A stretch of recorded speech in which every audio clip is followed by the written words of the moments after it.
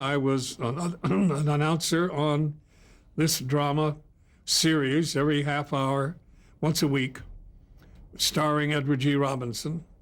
And Eddie would play, or was playing, the hard driving newspaper editor in a big city, ostensibly New York. And he'd have his girl Friday, who for a long time was portrayed by Claire Trevor, a wonderful actress for many, many years, pursuing her career, until she married a very famous and wealthy producer, and he said, "I don't want you to work anymore," so off she went. That was a man named Blum.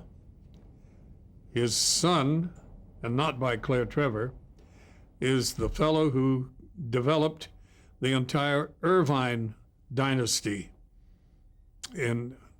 down in the city of Irvine. In Orange County. Yeah. Yeah. What sort of person was Edward G. Robinson? Did you get to interact with him? Yes, became very friendly with him, and he had a son of about 9 years old at that time who sort of attached himself to me. The Robinsons had a beautiful home in Beverly Hills, just a block north of Sunset. I think it was on North Rexford. And in his home, he had created a miniature museum. He was a man who was a kind of a contradiction as far as his physical appearance is concerned and his tastes. A very gentle man, and had exquisite taste, and started collecting Mayols when nobody knew who Mayol was, and Rodins, and beautiful things in his home. He also had a ranch that, this is almost too difficult to believe, but it was only about 2.5 or 3 miles from his home, and it was in the canyon, the one that runs right along the Beverly Hills Hotel.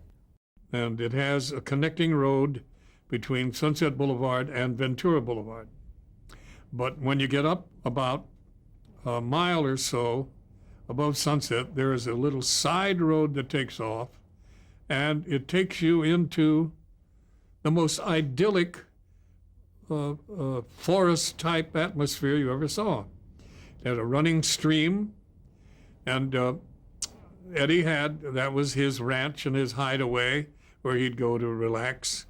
And he had a stable there with a couple of horses for his son, Manny.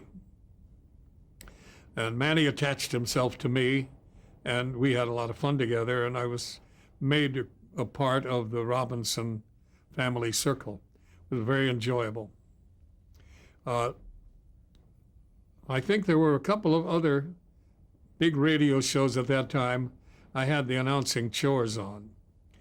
But when this huge disappointment came to me about losing my singing show for Spam, I became very disenchanted and kind of rebellious. And I said, okay, somebody's trying to tell me something. I'm going to quit all my jobs. I'm going to go to New York and seek my fortune on the stage. So I quit all my jobs, made several guys very, very happy in Hollywood, young announcers too, that grabbed onto them. And I closed up my house and went to New York.